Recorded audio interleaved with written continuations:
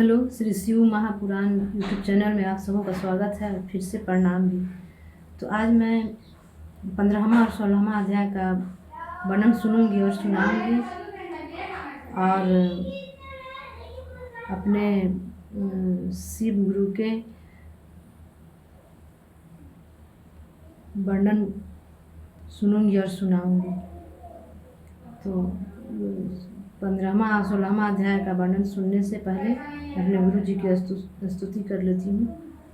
गुरुर्ब्रह्मा गुरुर्विष्णु गुरुर्देव महेश्वरः गुरुर्साक्षात् परब्रह्म तस्मै श्री गुरवे नमः। आइए 15वां अध्याय। सूत जी ने कहा, हे ऋषियों, ब्रह्मा जी के वचन सुनकर नारद जी अत्यंत प्रसन्न हो प्रेम एवं सुख रूपी समुद्र में गोते लगाने लगे। फिर प्रेम पूर्वक इस प्रकार बोले, हे ब्रह्मा जी, आपने जो शिवलोक को सर्वोच्च स्थान देकर उसका वर्णन किया, उसे सुनकर मुझे बहुत प्रसन्नता हुई है। परंतु मेरे मन में एक संदेह उत्पन्न हुआ है। मैंने सुना था कि शिव जी का स्थान कैलाश पर्वत पर है तथा जो शिवपुरी में जाता है उसे कैलाश की प्राप्ति होती है, न कि किसी अन्य स्थान की। इसलिए आप मुझे यह बताइए कि जो शिव जी कैलाश में निवास करते हैं, क्या वही शिव जी हैं जिनका कि आप वर्णन करते हैं, अथवा कोई दूसरे हैं।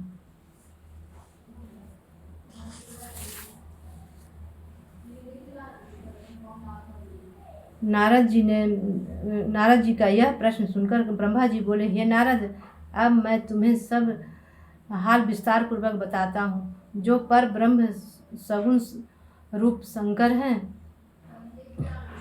और उनकी इच्छा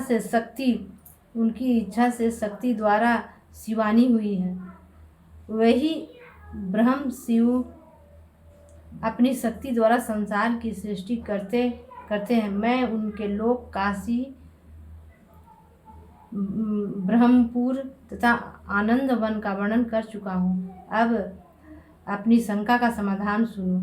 जब मैं शिव जी की आज्ञा अनुसार सृष्टि उत्पन्न कर चुका, तब मैंने उन महाप्रभु से प्रार्थना की कि हे प्रभु, अब आप भी सगुण रूप अंगीकार करके आइए। यह सुनकर शिव जी बोले, हे ब्रह्मा, हम नियत समय पर अवश्य ही आएंगे।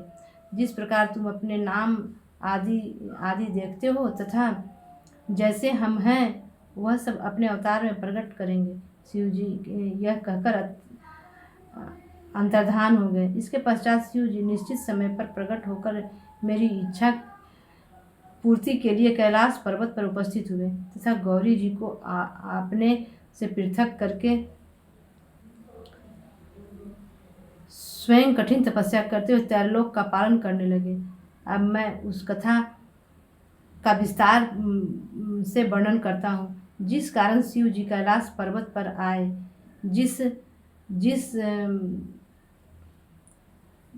जिस कथा का अब मैं वर्णन करता हूँ, वह कल्प भेद के कारण दूसरे प्रकार से है।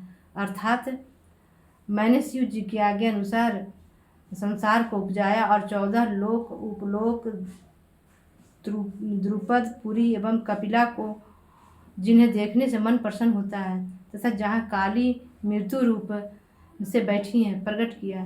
पाप नाशनी गंगा के तट पर पापों को हरने वाला कपिल मुनि का पवित्र आश्रम था। उसी स्थान पर जगदत्त नाम के एक ब्राह्मण का जन्म हुआ।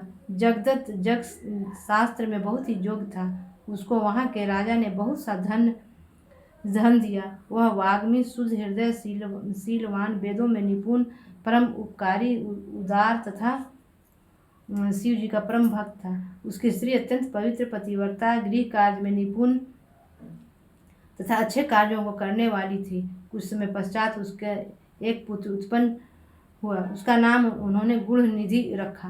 गुणनिधि ने थोड़े ही दिन में अनेक विद्याएं सीख ली, परंतु कुछ दिनों के पश्चात वह कुल की रीति को छोड़कर बुरी रीति पर चलने लगा। उसने बुरे मनुष्यों की संगति की, उसके फलस्वरूप उसकी बुद्धि भ्रष्ट हो गई, क्योंकि अच्छे और बुरे कर्मों पर संगति का प्रभाव अवश्य पड़ता है।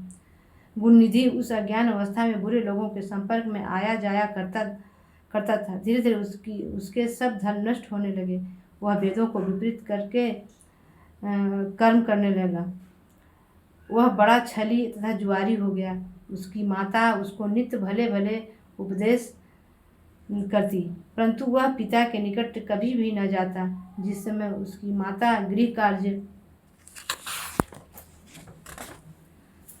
कार्य में संलग्न रहती, वह घर की चीज़ें चुरा कर ले जाता। एक बार उसके पिता ने पूछा कि गुणनिधि कहाँ गया है। तब माता ने उत्तर दिया कि वह स्नान पूजन तथा भोजन आदि से निवृत्त होकर अपने मित्र विद्यार्थियों के साथ पाठशाला चला गया।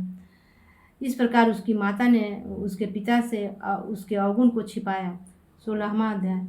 ब्रह्मा जी ने कहा, हे नारद, जब भी गुणनिधि का पिता अपनी पत्नी से पुत्र के विषय में पूछता, वह इसी प्रकार